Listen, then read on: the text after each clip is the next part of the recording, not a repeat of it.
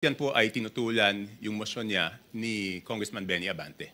Bakit po tinutulan ni Congressman Abante, sir? Yes, Your Honor. And this came up after former Secretary Manny Bonoan told the committee that he does not know where, or he does not know the persons responsible in putting the insertions during the BICAM conference. Is that correct? Your Honor, can I clarify that statement? Yes, please. Ganito po yung nangyari dyan. No? So nagsimula, ang una nag-interpellate ay si Congressman Erice. So sabi ni Congressman Erice, nung sa dulo na, sabi niya kay Secretary Bonoan, alam niyo ba kung ano yung amount na nadadagdag sa departamento pagdating sa BICAM? Ang sagot ni Secretary Bonoan at the time was that hindi namin alam dahil hindi naman kami part ng BICAM. Makikita na lang namin yan pagdating ng General Appropriations Act. So yun po yung pinagsimula nun. So ang sabi ni Congressman Erice nun, since hindi po alam ni Secretary Bonoan, ang taong dapat tanungin ay si Congressman Saldico. Kaya po siya nagmosyon na kung pwede, imbitahan ng committee si Congressman Saldico at yan po ay tinutulan yung motion niya ni Congressman Benny Abante. Bakit po tinutulan ni Congressman Abante? Parang ang sinasabi po nila noon is that hindi pa pwedeng maging resource person ang isang congressman. Kaya tinuloy ko po, kaya po ako nagsalita, humingi ako ng pasya kay Congressman Erice because he had the floor, if I could make a manifestation. Sabi ko, kung ganyan po na hindi pa pwedeng resource person ang isang congressman, hindi na dapat ituloy itong investigasyon na to sa House. Kasi sabi ng chairman nung una, walang sasantuhin. Kahit congressman, kahit senador, kahit sino. Eh kung hindi po pa pwedeng mag-testify under oath o hindi pa pwedeng resource person ang isang congressman, ibig sabihin, exempted yung congressman sa investigasyon. Yun po yung nangyari doon. Bakit po napaka-importante, bakit po napakahalaga na kailangang malaman po natin kung sino-sino yung mga taong responsable doon sa pagbibigay ng insertions po doon sa BICAM o kahit na sa iba pang mga sessions po? Kasi kami po, ako po, hindi ako member ng BICAM, no? So natuklasan na lang namin ito noong, ako nalaman ko lang yan, I think March 24. March 24 ko na lang nalaman na ganun kalaki. Kala natin nung una, PhilHealth lang binawasan, DepEd lang.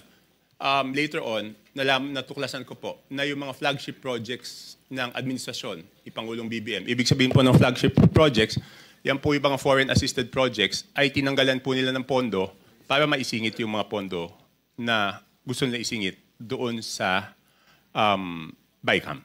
So kaya po, ako rin, napakahalaga po rin sa akin, na maimbitahan si Congressman Saldico. At doon po sa House of Representatives, meron pong small committee doon pagkatapos ng second reading. So ang pag-insert is not only doon sa BICAM, meron pang insertion doon sa small committee. So since walang makakasagot niyan kung hindi si Congressman Saldico, yun po, request po natin na siya imbitahan.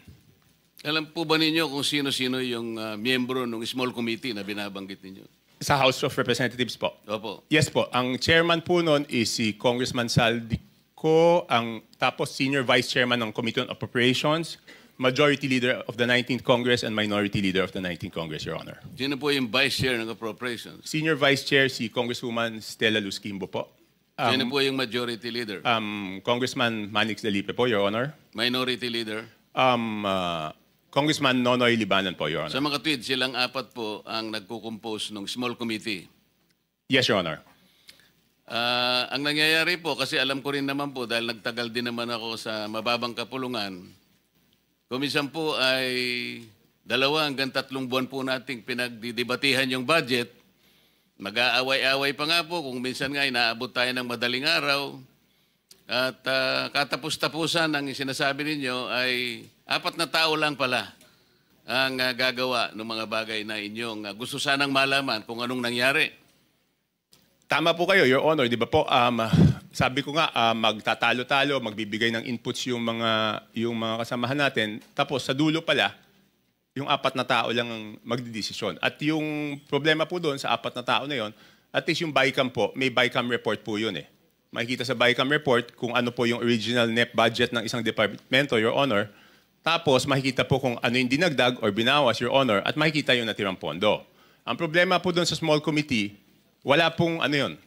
Di ba po, nung unang araw namin ng budget briefing, nandun po si Sec Mina, nandun po si Yusek Cathy, hiningi ko na po yung report ng small committee.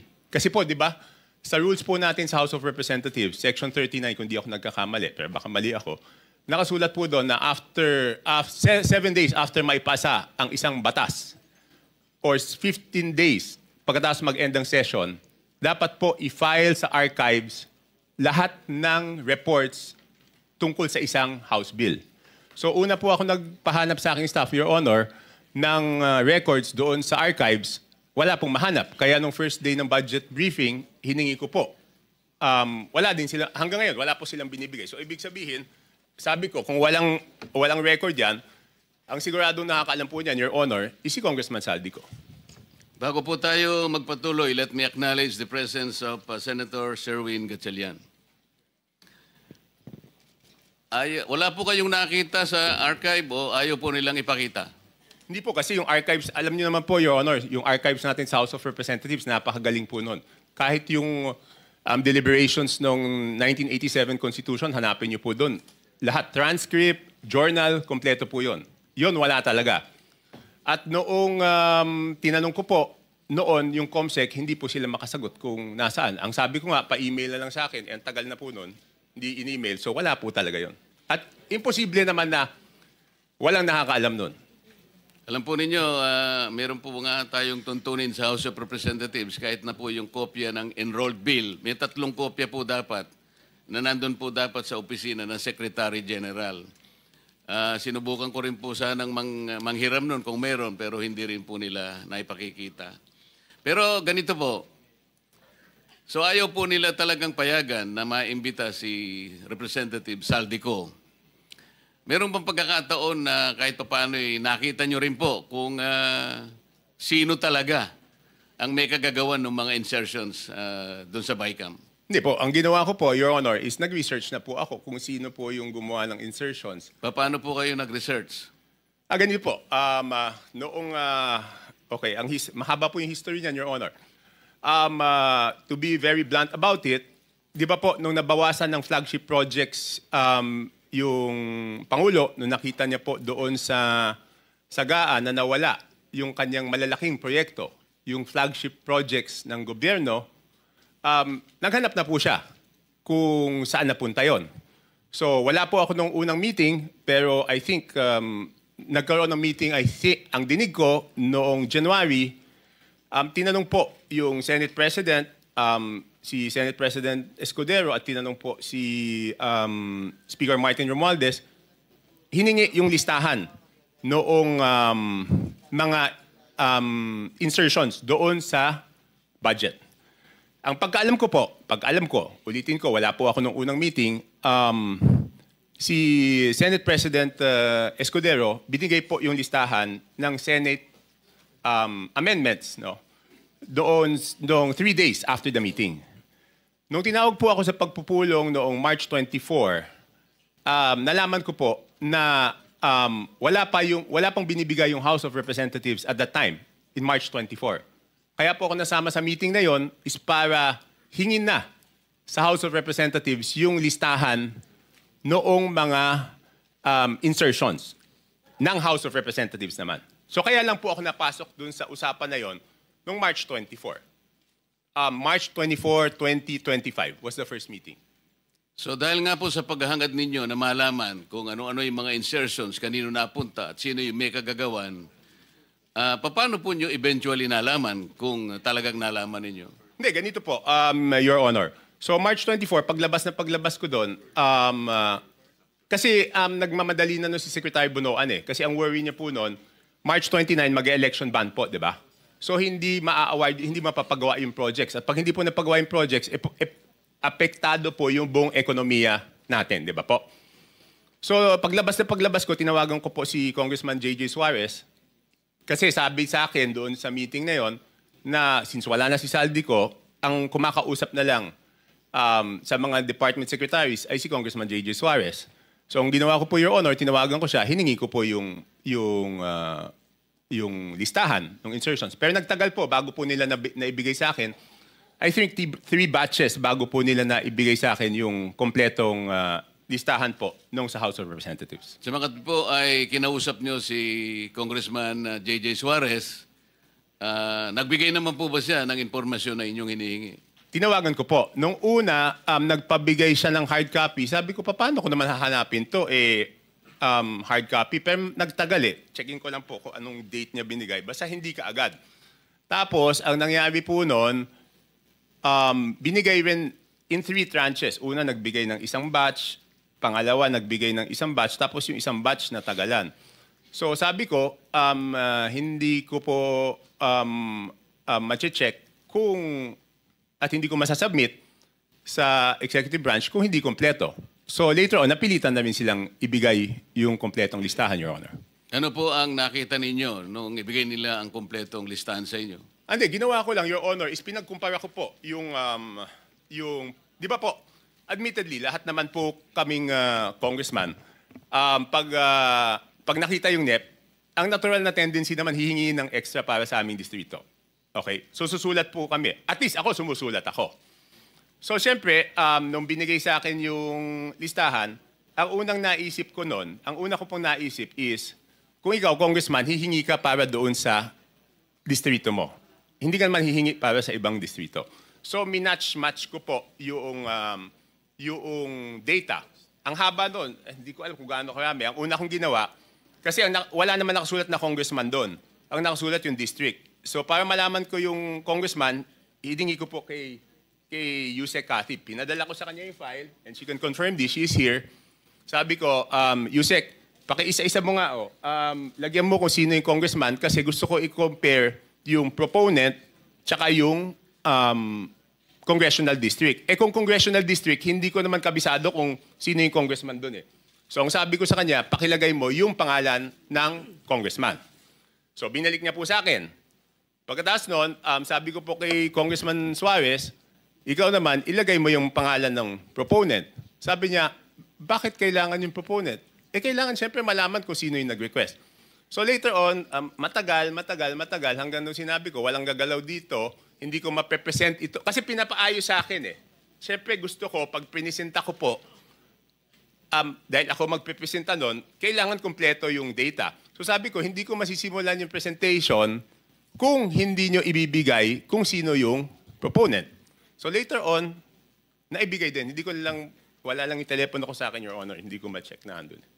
Sa mga tweet, naibigay naman sa iyo ni Yusek Cathy Cabral kung ano-anong mga distrito yon. Yes po, Your Honor. At naibigay naman sa iyo ni Congressman J.J. Suarez kung sino yung proponents doon sa mga distrito. Yes, pero nagtagal po. Nagtagal. Kaya ngayon po, pwede ba niyong sabihin sa amin kung ano ang napansin ninyo kung ang pag-uusapan ay yung mga distrito at yung mga proponents na nagbigay o naglagay doon sa mga distrito na yon? Ano yung unusual na napansin ninyo kung meron man? Your Honor, ang una ko pong ginawa, siyempre ako po'y magpepresenta. Ayoko naman na ako magpepresenta tapos mali pala yung data na pipresenta ko. So ang una ko pong chinek, Your Honor, is yung... Kasi di ba sa BICAM, may nadagdag naman talaga po doon sa navotas. Okay? Yun nga, ini-issue sa akin, insertion yun. Hindi ako makakapag-insert, Your Honor. Kasi ako po ay hindi membro ng BICAM. So pwede lang po ako mag-request kung ano man yung pumasok doon sa BICAM, yun amyenda na pinayagan ng BICAM. Okay? Opo. So, para hindi ako mapahiya, ang una kong chinek is kung tama yung pumasok o Sa nadagdag. distrito? Hindi, yung sa akin muna. Yun nga po, sa distrito niyo. Kasi alam ko po kung magkano yung nadagdag sa akin sa BICAM. Tumama naman po. Tumama, kasi ang request ko noon is 1.1 o 1.2. Ang pumasok po galing sa House of Representatives na request is 529 at meron po galing sa Senate na 121 po yata. Pero yung sa Senate is all classrooms po yon. So nung tumama na, sabi ko, since tama yung sa akin na nadagdag doon sa aking NEP, kumpiyansa ako na tama yung records. So ginawa ko po, pinesent ko na po. Ano po yung nakita nyo sa ibang distrito na hindi masyadong, na very unusual? Halimbawa, palimbawa sa dalawang probinsya ng Mindoro, Mindoro Oriental at saka Mindoro Occidental, because I'm going to take advantage of the presence of the good governor of Mindoro Oriental, kaya ko lang po tinatanong. With no offense meant, Your Honor, kay Gov. Dolor and to my fellow congressmen, ng district congressmen, ang una ko pong napansin doon is lumobo yung dalawang Mindoro, isang Oriental, isang Occidental. Ang NEP po nila is something between 1.5, sabihin na natin para safe ako. Hindi lumampas ng 2.5 yung, but I have the figures, Your Honor. Kaya lang para lang mabilis po tayo, Your Honor.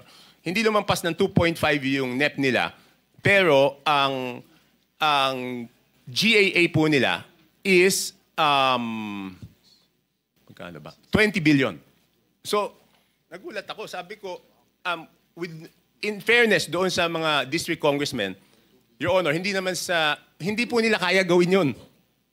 Hindi kayang gawin ng regular congressman na magdagdag. Hindi naman po sila miyembro ng Committee on Appropriations. Parehong first-term congressman po yun. So hindi nila kakayanin magdagdag ng ganun kalaki. Kasi ang hirap po, di ba? In my case, nag-request ako 1.2 billion, ang nabigay lang 569. So paano namang itong congressman na to, makakapagdagdag siya ng ganun kalaki? So chinek ko na po, sino yung naglagay ng mga pondo doon.